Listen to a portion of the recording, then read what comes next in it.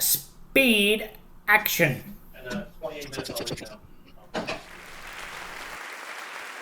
Hello, everybody, and welcome back to the Laugh and Learn podcast with America's best handyman and friends.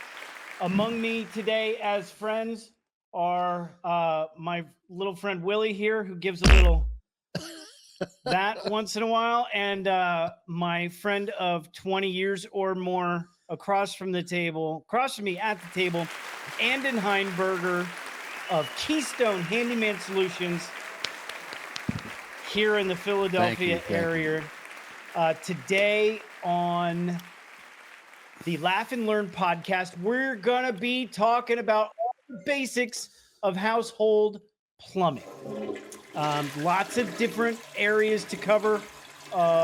We could go on for hours and hours about household plumbing. There will be more episodes in the future where we tackle some of these subjects in depth. But yeah, I thought it would be a good idea to give everybody a bunch of basics that by the time you're done listening today, you'll make a few smarter decisions in the future when it comes to tackling your own plumbing projects or some of the decisions that you need to make before you hire somebody to come over to your house. Andon, do you have anything to add about the scope of what we're talking about before we get started? Not at this time, but what? Yeah, plumbing is going downhill. All plumbing goes downhill. Okay, let me just say something here before we really launch into things. Okay, there are two people at this table. One of the people at this table is a so-so plumber, and the other guy at the table is kind of a master plumber. I hate that. I'll give you a hint. Okay, he's he's not a master. He still know. gets leaks. But the point is that I am the so-so plumber here. I plumb for my customers. I will replace toilets. I will replace sinks and diverter valves in showers. I will replace faucets. I'll do the under the sink plumbing for a kitchen or a bathroom. But that's kind of like where I draw the line. I don't go far beyond that. I sometimes will go below the floor and replace a run of copper for somebody, but typically I'm going to pass along more in-depth plumbing problems to guys like Andon. Like I literally am going to be like, hey, that's going to take a while. And there's potential for leaks if it's not done right. So, hey, why don't you give my friend Andon a call? And then Andon Tommy answers the phone, and then Andon takes care of those things. Andon knows how to do all phases of plumbing. Why don't we talk about all the phases of household plumbing? Okay, real quick. Yeah. There are two types of plumbing. There's service plumbing. Two types of plumbing. And I don't know which camera's on. We should get a red. That's what you need to do, Jim. You need to get those red lights so we know which camera's on at any given time. Can you do that next week? Thank you. 3. Yeah. All right. So, sorry. Basics. There's two different types of plumbing. There's service plumbing. Okay. And there's new work plumbing. Service plumbing and new work plumbing. Okay. You're talking about two different types of plumbers. Yes, true. Rotor-rooter, that's service plumbing. Service plumbing. Hello. Yes, everything's backed up. It's flooding my kitchen. I just flushed my grandmother's wipes down the toilet, and now my toilets aren't working. Generally, people are not going to be honest with you at all about what they flushed down the toilet. Yeah. They're too embarrassed to talk about it. Well, something goes wrong. Typically, that's a service call, like a line clean. Mm-hmm.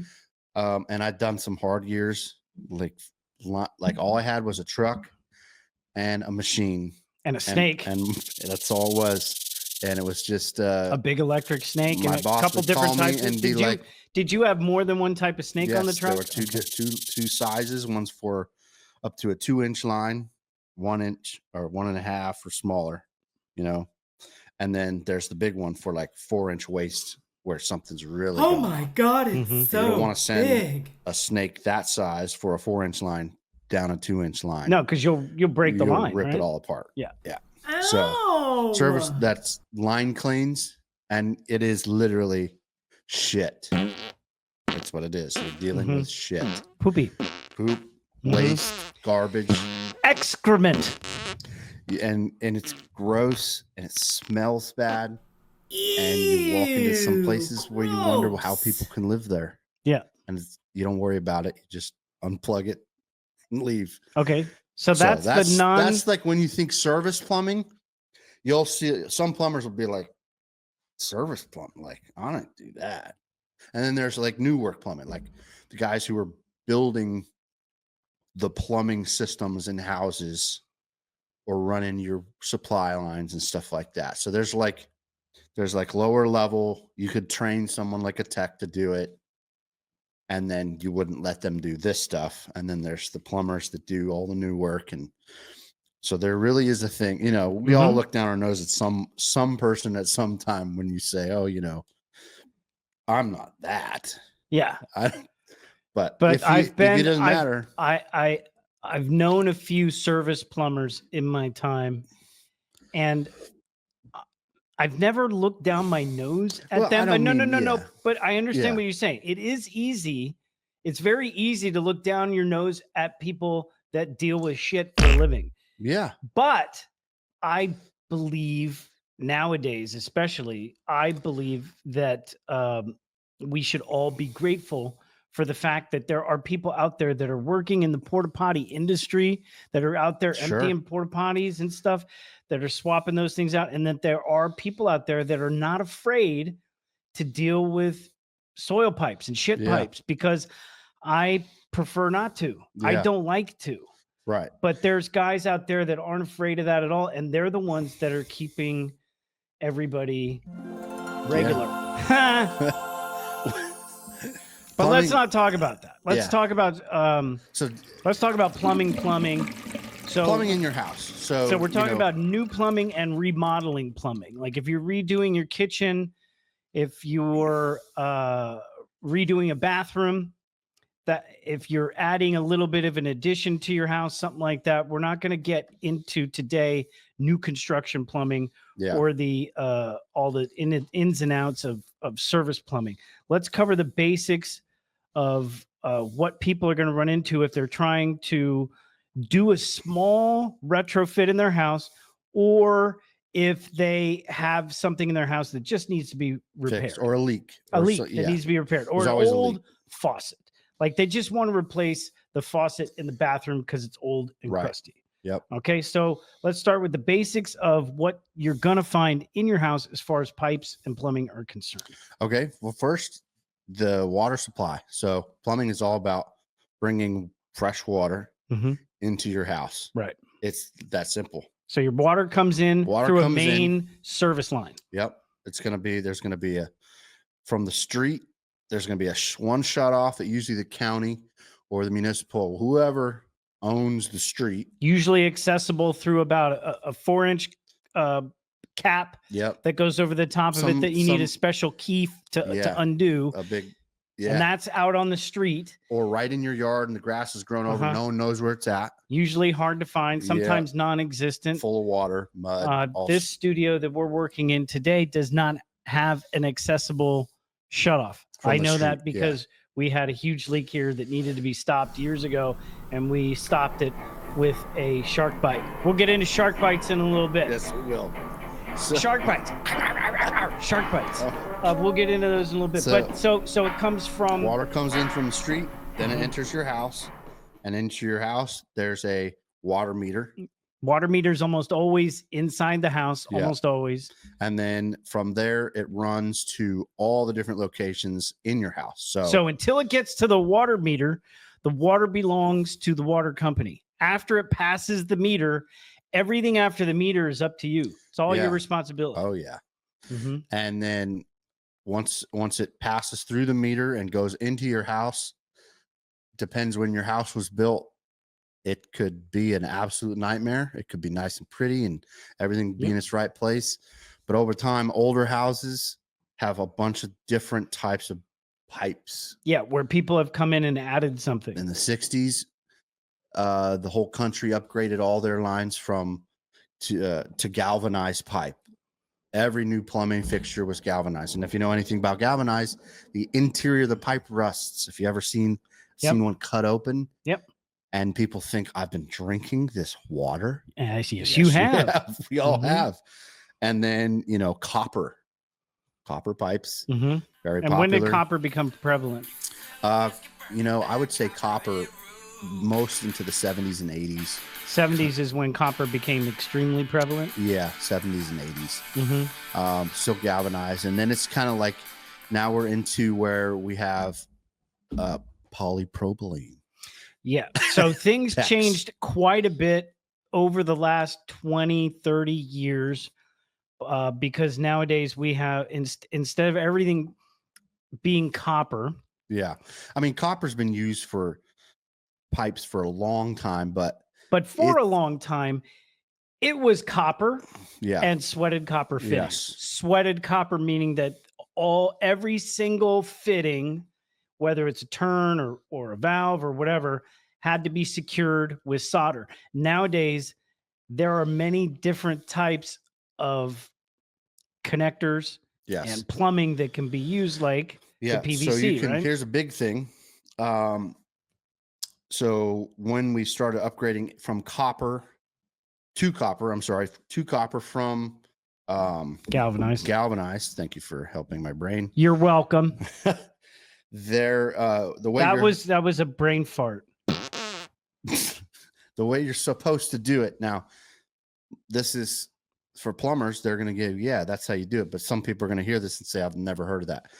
You're supposed to take a dielectric union when you transition from galvanized to copper. A dielectric union means that you're separating the touching of both types of metal together, because when the water runs through the pipe, there is a chemical reaction between the atoms, and an electrical charge happens when you're transitioning from two types of metal. This is physics, and you're supposed to transition, and the copper is not supposed to touch, and there's a brass union with some rubber. Gotcha. So as the water's passing through, that doesn't create this weird electrical charge. And what is if that electrical charge does take place, what's the result of that? Well, it can you don't want to have electricity building up, static electricity on your pipes. Because a lot of time, then the electrical ground wire, for instance, from a panel is tied into a copper pipe for grounding. And then you have this other kind of electrical charge. So it's, damage. Does that also have an effect on the metals in the pipes? The electrical charge. Right. Well, it just, you don't want to have electricity traveling through your plumbing pipes. It just sounds like a bad idea because it's got water. Well, this brings up another smaller issue that I'm kind of going out of order here with what we're talking about, but there is a smaller issue that's similar to this, but not related, called electrolysis, right? Okay, yeah. I believe it's called electrolysis. I might have there might be a different derivation of the word. I don't know, but most people know what I'm talking about. It's called galvanic corrosion. Guys, things that are holding copper pipes in place need to be copper. Anything that's wrapped around a copper pipe to hold that copper pipe like up to a ceiling or up against a wall or something like that needs to be copper, because if it's a different type of metal, over time, water running through the pipe and the two different types of metal will cause electrolysis within the copper, and over the years, the copper itself will develop tiny pinholes, and then the pipes will leak. Right. And that happens a lot with soft copper. If you ever find soft copper, I suggest you replace it. And soft copper almost always exists coming to your water meter. Yeah, it has been used because soft copper is malleable, so you can bend it. It's got great elasticity. Right. And it's been used, but when a pinhole starts on a piece of soft copper, and now we're off into, we're just... It's okay. It's okay. It'll run down the pipe, and then it will find where it like stops, and the water will sit there and corrode and create another pinhole. Mhm. And then the water will leak out again and find another level spot, and it will sit there and corrode. And that's where you look down a pipe and you see all these green stopping marks. There's like stop signs where the water's run, it's corroded, there's a pinhole, leaks again, and you Right. don't know this until suddenly it shows up in your kitchen ceiling. Yeah. And you've been watching it for 3 or 4 months to 4 years, and you're Yeah. like, yeah, it's gotten bigger. Why is it leaking? We get called in, and they say, yeah, I've been watching that grow for about 4 years. Would you look at that? So the moral of this little sidetrack is that plumbing can be there are some basics about plumbing, but plumbing has a lot of weird intricacies that really require some research if you're going to do extensive plumbing jobs. Yeah, plumbing is water. Okay, so even with carpentry, water and wood, that's not a good combo.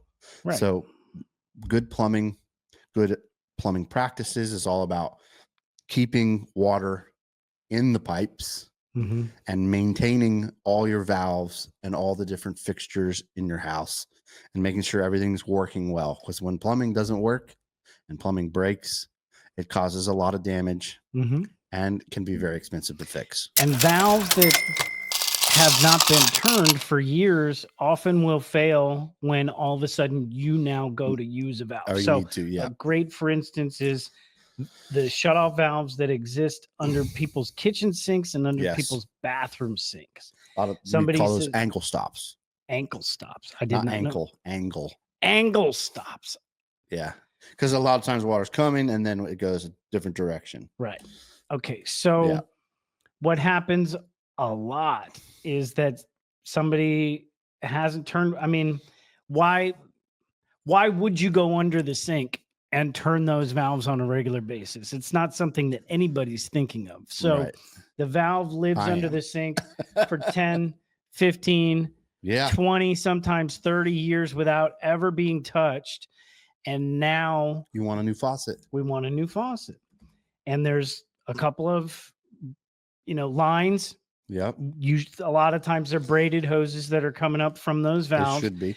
And in order to change the faucet, you need to shut those valves off. But you go to shut them off and they don't shut off completely. There's still water dripping out of them. So and what do we do in that instance? Well, we go turn the water off at the meter inside your house. And guess what we just found? Another valve that won't shut off. Right. So now I'm outside with a water key and I got to shut off the water from the street to your house. Right. Because now we need to replace the valve. So if you ever have an inspection or if you've ever inspected your own house, I highly suggest that the shut off from your meter into your house is a workable valve. If it's an old frozen gate valve. And a ball valve, right? And a ball valve. Ball valve, everything. Ball valve is the new advancement in plumbing technology. It's the newer thing. Gate valves are old. They rust, they corrode, and there's so many different parts in the valve. A lot more moving parts that can go foul. Ball valves are quarter turn. Like you don't have to turn it a bunch of times. It's a quarter turn and it's off. Right. So it's easy to use, very functional. And I always suggest always replace from your meter into your house. You need a functional valve, because if something happens in your house, anything can happen. Then you can run to that place, because of course we all know where it's at, hopefully, and we can turn it off. Okay, stop the damage. No more water. I think a good rule of thumb for anybody that's gonna, if you're ever gonna replace your kitchen sink or your kitchen faucet, same thing goes with your bathrooms. It's just a good rule of thumb to plan that when you go to do that, it's probably a good idea to replace those two valves below the sink too. Now, it's super easy. But if you get in there and they're in good shape and they work and everything shuts on and off, you don't have to replace them. No. But if you completely have it out of your head and you get under the if you get under the sink and you get ready to turn things off and it doesn't turn off, and you're not planning that could be a contingency in your plan, then you're going to get really frustrated and pissed off. Oh yeah. And that's what I try to help people with all the time is like, try to plan ahead, try to plan extra hours in, and be surprised when you don't have all that extra work. Yeah. You know, I've done thousands of valve replacements. Now that might be a little bit of an embellishment, but I've done it so often I can look at it once and know how frustrating it's going to be or not just by looking at it. And it doesn't bother me. But if you've never done something before, have you ever not done something and then tried it the first time and thinking, I'm going to do this really, really well and easily, and 10, 20, 30 minutes go by and you're like, why is this so difficult? Well, we have what we've talked about in a previous podcast is the 10 carpenter rule. Yeah. And you could probably put this rule over to electrical and plumbing too, that there's a 10 plumber rule, which means that, you know, if I go down into somebody's basement to replace a valve, 10 plumbers are going to plumb that, replace that valve in a slightly different way. Some of them are going to try and sweat it out, sweat it off. Some people are like, hell of that. I'm just going to cut it off. Some people are going to want to use PEX, which we haven't talked about yet. We'll get there. But nowadays, but yeah, there's a lot of different ways to skin a cat. But nowadays, let's talk a little bit about the major advancements in the last, I would say, 20 years with PEX. Okay. PEX and shark bites are the things over the last 20 years that have made household plumbing more accessible, more easy for people that aren't journeyman plumbers, right? Right. Okay. So shark bites, if you don't know, those are push connects. Right. Push. And the pipe goes flunk and then it's done. Yeah. And everybody's like, plumbing's easy. It's a mechanical. Okay. It's a mechanical way of when you pop it onto the pipe, the fitting grabs the pipe in such There's a way. these little teeth inside. That's why they call them shark bites. There's like, 20 little tiny teeth inside that when it's open, it goes like this. It's like Chinese handcuffs, if you know what that is. When the pipe tries to come out, the teeth suddenly go like this. Now, people think, I'll just do a shark bite. Shark bites. I have used them a lot and they're awesome, but there are some do's and don'ts to shark bites. Never bury a shark bite. That's rule number 1 through 10. Now, I understand what he means by that, but why don't you tell him what you mean by never bury a shark bite? Okay. If you can see it, it's not buried. It's not buried. If it's in a wall, then it's buried. If it's under the floor, then it's buried. If it's in the ceiling and there's sheetrock up and you cannot see it, it's buried. It's buried. Okay. So if I can't see it when it's there and it's on plumbing, you've buried it. Okay. So if it goes bad, you don't know, like there you have 20, it's invisible. 30, it's invisible. You don't know what's back there. Ever, never, ever bury a shark bite. And people now, I hope that infuriates people who use them all the time. Good. That's terrible plumbing technique. And I will die on this hill. You will die on this hill. I will die on it. Okay. Defending. That's everybody. It's a great tool to use. But don't bury it. But that's not what it's for. But there's the reason behind that is that a shark bite is a mechanical fitting as opposed to a permanent. Correct. A permanent joining of two pipes with something like what do they call the rings in PEX? Clamps. You clamp ring. They have two different types. Okay, so in PEX plumbing, which is plastic plumbing, PVC pipe, PVC pipe that can now be used in conjunction with copper. Yes. So they have a fitting that is a permanent fitting. Same thing with good old fashioned sweating copper, which means using solder, hot solder to seal the joints.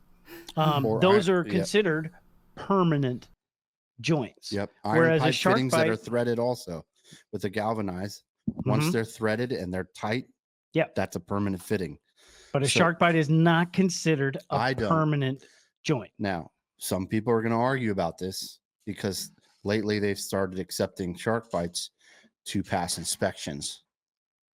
Well, I believe SharkBite has also upped their warranty game too. Probably have. Like they have improved their technology. Business model probably changed, and they might have talked to some people and made sure that they could get inspections passed using these fittings. And that's all big business stuff. But what I'm saying as a handyman and as a plumber and as a guy who troubleshoots leaks I don't all the want time, you to call me back and tell me something's leaking, and I want to sleep at night. And when I put a SharkBite in a wall and I close that wall, I will think about that often. Yeah. And I don't want to do that. And Yeah. I don't want you to do that. And it's just what happens is over time with the vibration, with contraction and expansion, those teeth get worn off. Okay. Because this is happening all the time. Yeah. You don't know it's happening. Every time you turn on a faucet, the pipes move just like you can't even see. But those little teeth get worn down. And one day you shut your faucet off and the SharkBite goes. See, now this brings up an interesting point in that they call it a SharkBite. But if it was really like a shark's mouth and a tooth broke off, the tooth would grow back. Aha! Brilliant! In real sharks, another tooth moves forward in their mouth and takes its place because they have replacements. SharkBite fittings technically are, shark bite, but not shark mouth. Maybe that's why they don't call them shark mouth. Hey, that would be, we could start a whole new line. Shark mouth fittings? Shark mouth. Where another tooth comes forward to replace the broken one? Yeah. Like those old pencils. Remember when you were a kid? And See? Me and Andon, we're always thinking, hey, there's a red light on the camera, Jim. When that means it's on, right? Pop. Yeah. Well, I don't see my red light. Does it mean stop? I don't know. This one gets a red light when it's on. So SharkBite fittings. Okay. Don't bury them. All Let's just leave it. Let's wrap that in a little bow. Okay. So PEX, we covered a little bit, but not much. PEX is very convenient. Yes, it is. Right? So why don't you tell us about the cost of PEX is very economical. Why don't you tell us, Andon Heinberger, plumber extraordinaire, why don't you just make a quick rundown of the benefits of PEX plumbing as far as cost and convenience is concerned, and not just to the homeowner, but to the plumber as well. So really easy to use, really easy to cut, and it's cheaper. So if you got to run a bunch of stuff and you got to make cuts, cheaper. Yeah. I mean, it's like copper, like you can track copper on the stock market. You're not tracking PEX on the stock market. PVC is not worth it. Copper is a precious metal. Yeah. Whereas PEX is just plastic. Yeah. It's PVC. So it's easy to cut. You can cut it fast. Copper, if you know, you got to have a copper cutter and it takes a minute. That's time. And it's really easy to put together. Now, I'll say there's a little more preparation involved for copper fittings as far as each joint, each individual connection is concerned, right? Yeah, I got to sand each joint, take all the burrs off, flux. Inside connection, you got to put the flux on, add the heat, make sure, test it, look. There's a lot with PEX. The fitting, the brass fitting. Pop it in there. All different types of fitting now. Pop it in, clamp it. Hit it and clamp it with your thing and you're done. That's it. Moving on. Yep. Next thing. So PEX is really easy to use. Now, and the cool thing about PEX is that they now make all these awesome PEX to copper. Yes. Yeah. Different fittings, Adapters. all kinds of stuff. So that if you get to an old valve and there's some copper nipples sticking up out of nipples. I like nipples. We'll get into nipples in a little bit. Okay. Nipples. We will get into nipples in a little bit. But yeah, if you're plumbing an old valve and there's copper stuff sticking out of it, and you don't want to replace this expensive valve that's kind of ingrained in the wall or whatever, you can bring PEX right to it. Yeah, absolutely. So PEX which is very cool. It's fast, it's easy to use, it's cheaper. Now there's plumbers have different rules they learn over time because of how they're taught. And who taught them, and also geographical location where they do plumbing codes. There's universal plumbing codes everybody follows, and then there's local plumbing codes that you have to follow to pass an inspection for different things. So most everywhere you go, you're allowed to use PEX and copper and combine them, hybrid and everything. If you're going to replace your shower valve in your shower, that's going to come as a big brass valve, now made out of plastic, because it's got a lot of pressure and things are moving inside of it. Yeah. So that's usually a forged brass valve with nipples sticking out of it, right? You can put. We're gonna how have you bring the water. Sorry, to the valve. You can bring it with PEX, copper. We don't have much more time today. Okay. But I think it would be good if we talked about some of the double entendres in the plumbing vernacular. About like, okay, my favorite. Okay, your favorite is a ball cock. A ball cock. Okay, what is a ball cock?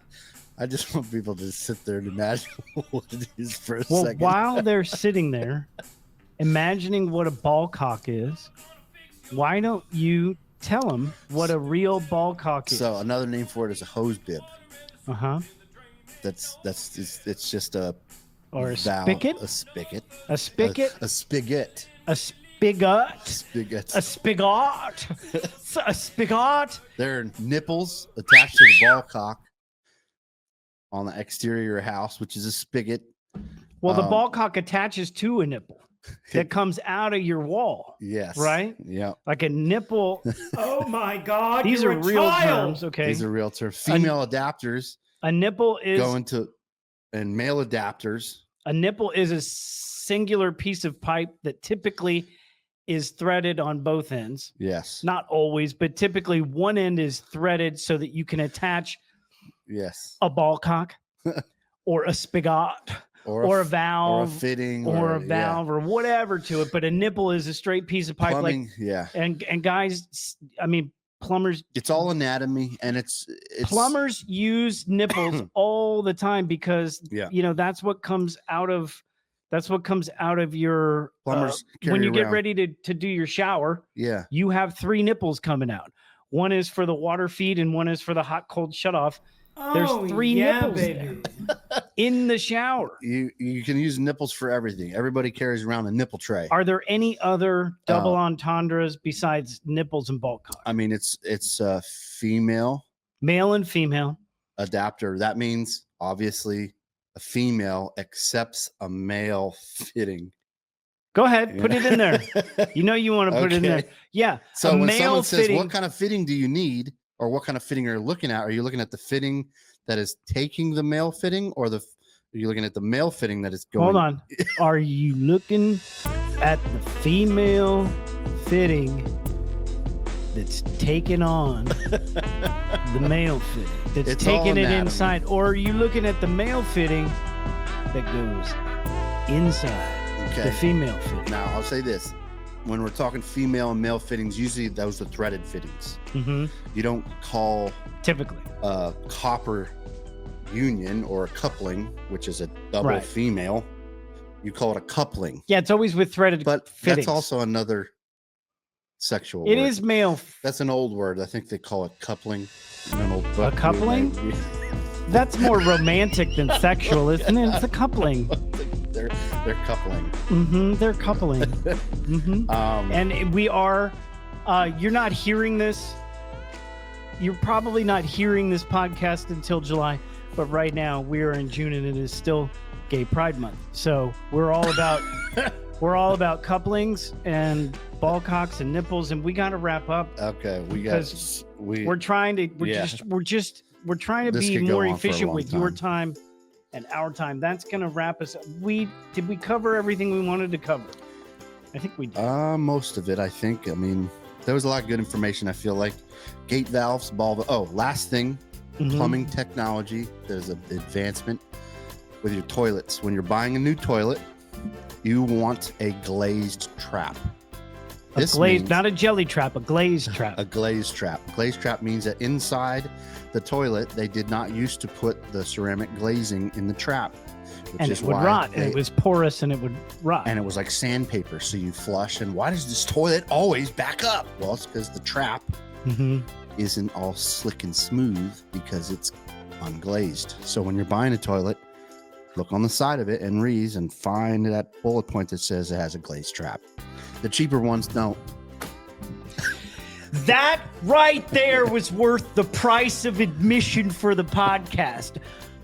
Are you getting a glazed P-trap? Glazed trap. A glazed trap or a jelly trap. You don't want the jelly, you don't want the bear claw. You want glazed. Yes. Because it's shiny and you want a glazed trap. and your poop just slides down there. Yeah. Okay. And away and gone. So our next episode is going to be about kitchens. Today we covered all we could cover in a short amount of time to give you some basics on plumbing.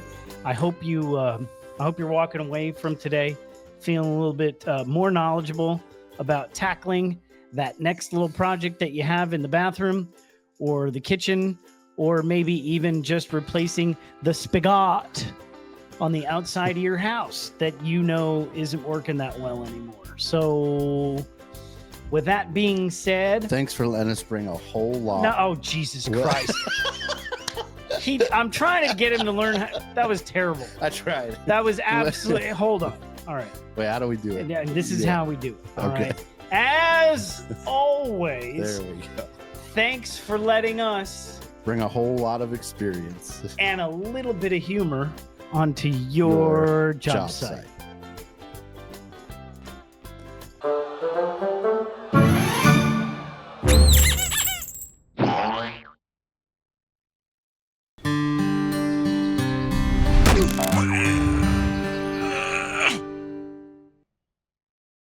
Yeah, And okay. for him Don't to even- do it as we're doing the show.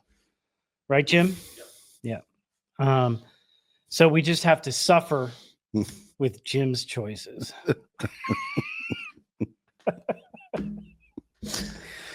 If he's going to take shots at me, I'm going to take shots By the at way, him. that pizza we had that one time, that was really good pizza. That's Jim's favorite pizza. I My favorite pizza is yeah. Okay, ready. Talking about plumbing.